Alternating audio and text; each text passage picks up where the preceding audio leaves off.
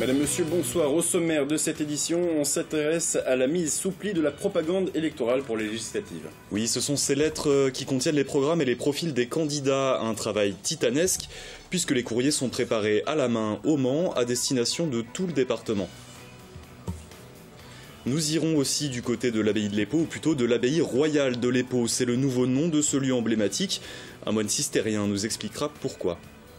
Au Mans, au quartier des Glonnières, avait lieu ce jeudi les 24 heures tricot, des tricoteuses du quartier sud qui se sont réunies pour la bonne cause. Mon invité, c'est Luc Thirier, président de l'ASCAP, c'est l'association sartoise des cadres pour l'emploi. Vous nous ferez un état des lieux du secteur en Sarthe à l'occasion de votre table ronde et de votre assemblée générale. Et je vous le disais, en titre, d'ici quelques jours, vous recevrez chez vous la fameuse lettre de propagande pour les élections.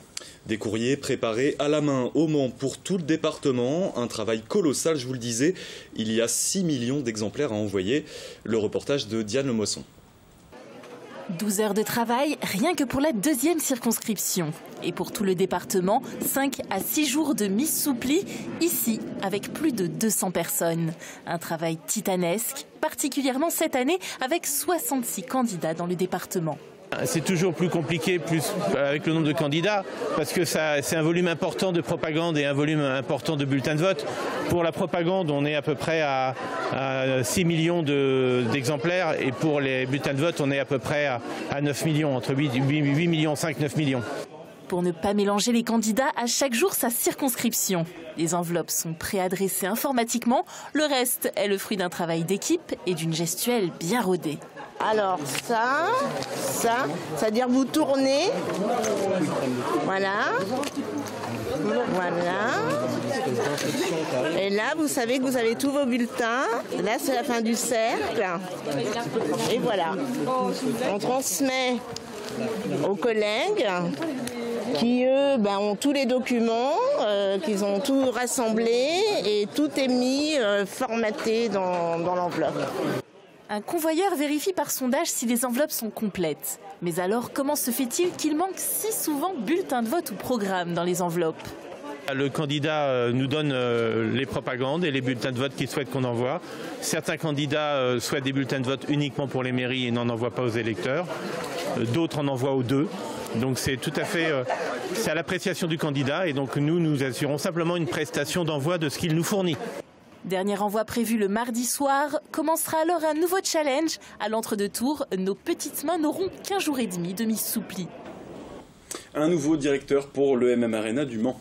Après seulement 9 mois à la direction du stade, la directrice Séverine de Pablo quitte son poste. Elle est remplacée par Yannick Coinville. Yannick Coinville qui a rejoint le consortium des Stades de France en 2006.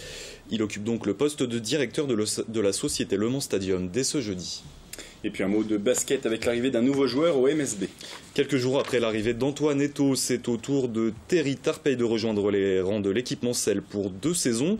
Cet Américain de 23 ans, formé en Virginie, nous arrive du club de Denain. Et le MSB, lui, c'est une histoire de famille car son père y a joué de 1995 à 1997 et a laissé le souvenir d'un tireur d'élite et d'un gentleman selon le MSB. Nous verrons si son fils est à la hauteur de la réputation. Direction l'abbaye de l'Épau à présent, ou plutôt l'abbaye royale de l'Épau. Un nouveau nom matérialisé tout d'abord dans le dernier livre du moine cistérien Michel Gnossa. Il a rajouté l'adjectif royal pour souligner le lien entre la reine Bérengère et l'abbaye. Pour le conseil départemental, ce changement de nom est l'occasion de donner un nouvel élan touristique à ce site qui accueille déjà plus de 10 000 visiteurs par an. Michael Texier. L'abbaye de l'Épau devient royale sous la plume du père Michel Gnossa. Le moine cistercien, rassemblé dans son dernier ouvrage, Des années de recherche, a collé l'adjectif royal, c'est rendre justice à la fondatrice de l'abbaye, Bérengère de Navarre, l'épouse du roi d'Angleterre, Richard Cœur de Lion. Je suis tombé amoureux de Bérengère. Et je veux qu'on lui rende sa place dans le cœur des Manceaux et puis dans l'histoire mancelle aussi. Une nouvelle aventure peut commencer pour le site transformé en grange après la Révolution, avant de grands travaux de restauration entrepris par le Conseil général de la Sarthe. Pour marquer le coup, le photographe Simon Lagoharde s'est associé au père Michel Gnossa. Son objectif remarque des détails oubliés, s'invite dans des endroits inconnus comme les combles et revient même la nuit pour saisir la beauté des lieux. Un moment marquant pour l'artiste. On n'entend pas une voiture, pas un bruit de vie. Par contre, moi j'ai été étonné par le vacarme assourdissant de la nature, de toute la vie qui se réveille la nuit, particulièrement à la pleine lune. Et c'est vrai que ça m'a permis de faire quelques photos du livre qui sont vraiment, je pense aujourd'hui, les premières faites dans ce cadre-là. Ce haut lieu de l'histoire du Maine va poursuivre sa mutation. Le cloître pourrait même réapparaître d'une manière ou d'une autre. Le père Michel Gnossa formule lui un vœu, que le gisant de Bérengère réintègre l'église abbatiale. C'est presque une infamie de l'avoir laissée ici. D'abord, elle n'est pas du tout à sa place. Il faut savoir aussi que la sépulture des femmes était interdite au chapitre. Il n'y avait que les abbés qui avaient droit de sépulture. Les défunts de sang royal doivent être enterrés au milieu du chœur. Donc c'est à quelques mètres d'ici qu'elle devrait être plutôt. Dans l'église, oui. Oui, et j'espère qu'elle le sera. L'ouvrage L'abbaye royale de l'Épau, publié aux éditions Libra Diffusion, le prouve. Un simple adjectif suffit à se refaire un nom. Il est l'heure à présent d'accueillir l'invité de ce journal. Et oui, c'est Luc Thirier, président de l'association ASCAP, Association Sartoise des cadres pour l'emploi. Bonsoir. Bonsoir. Alors, Luc Thirier, vous organisez le 6 juin prochain l'assemblée générale de votre association qui sera suivie d'une table ronde sur le sujet de l'emploi des cadres en Sarthe. Qu'est-ce qu'on peut dire sur l'emploi des cadres dans le département? Comment se porte le secteur? Alors, les informations que je peux vous donner, elles sont en fait diffusées par l'APEC, Association pour l'emploi des cadres. Et l'APEC nous dit qu'il y a une très nette reprise depuis 2016 de l'emploi des cadres dans la région des Pays de la Loire, et notamment en Sarthe, puisque le nombre d'embauches de cadres a bondi de 12% en 2016, et l'APEC escompte plus 10% en 2017. Ce sont les prévisions, hein. Pour 2017, c'est une prévision. Dans quel secteur est-ce que ça marche le mieux? Est-ce que ça embauche le plus? Les secteurs privilégiés sont l'informatique, le commercial, les postes dans la recherche et le développement et le conseil, de même que les postes juridiques et comptables. Est-ce qu'on a un nombre sur la quantité de cadres en Sarthe, en fait? Est-ce qu'on a un chiffre là-dessus? Je ne connais pas. Alors c'est une statistique que même Pôle emploi a des difficultés à tenir, puisque la notion de cadre en France n'est pas d'une très grande précision technique, on pourrait dire. Oui, c'est assez flou. Alors, comment on pourrait définir un cadre, finalement? Alors, le cadre qui est en activité, il est très clairement identifié puisqu'il cotise à une caisse de cadre, où il est reconnu dans sa convention collective comme un cadre, mais ça reste quand même assez flou, notamment pour toutes les personnes qui sont sur le seuil de l'emploi. Quel est le rôle de votre association? Quel est votre rôle auprès de ces personnes? Vous êtes plutôt actif du côté des chercheurs d'emploi, hein. Tout à fait. Nous recevons des cadres qui ont été en activité et qui sont provisoirement en recherche d'emploi. Nous recevons également des jeunes diplômés, Bac+2 et au-delà, qui sont en recherche de leur premier emploi. D'accord, donc c'est des sortants d'études et puis peut-être des quinquagénaires Alors, quadra, quinca, il y a tous les âges. On a des gens, on reçoit des personnes qui ont entre 50 et 60 ans et qui considèrent que leur carrière n'est pas terminée et qui viennent à l'ASCAP pour donner beaucoup plus d'efficacité à leur recherche d'emploi que s'ils restaient tout seuls. Alors, est-ce que ce type de profil, quadragénaire, quinquagénaire, rencontre plus de difficultés pour retrouver un emploi? Oui, bon, c'est devenu un lieu commun que de le dire. Oui. En même temps, aujourd'hui, les durées de carrière se rallongent nettement au-delà de 60 ans.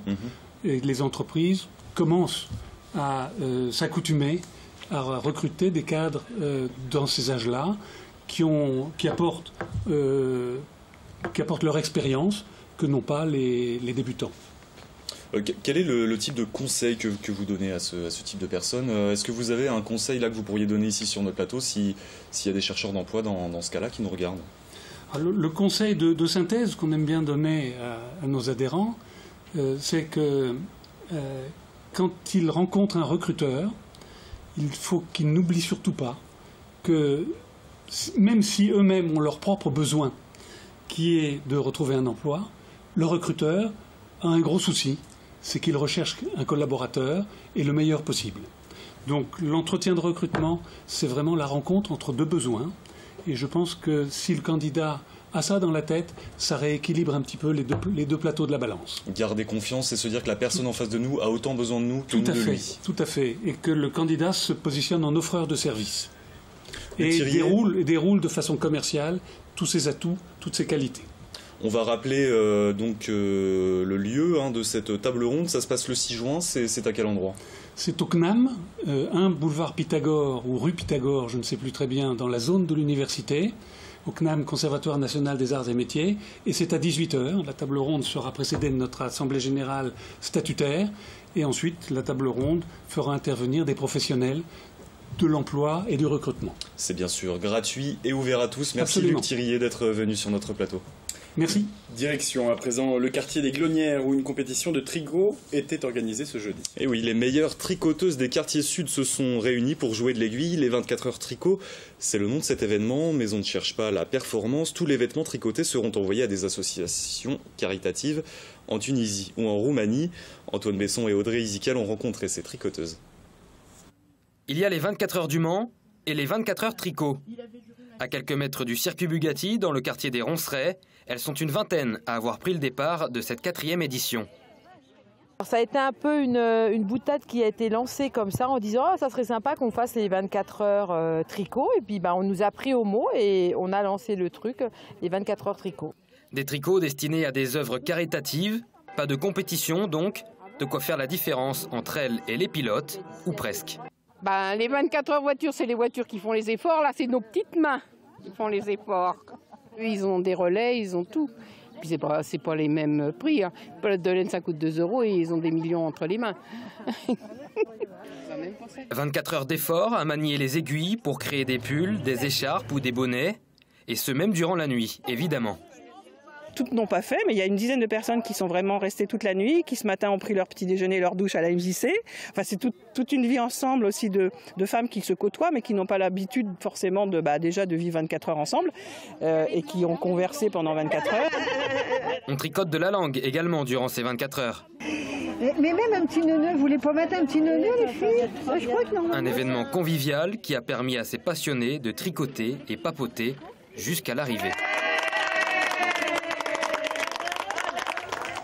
Et c'est sur ces belles images que l'on referme ce journal. Dans un instant, je vous retrouve pour la météo et après, vous le savez, découverte ce soir de la 4e circonscription pour les législatives. On se retrouvera ensuite pour le jeudi. Parlons-en, à tout à l'heure.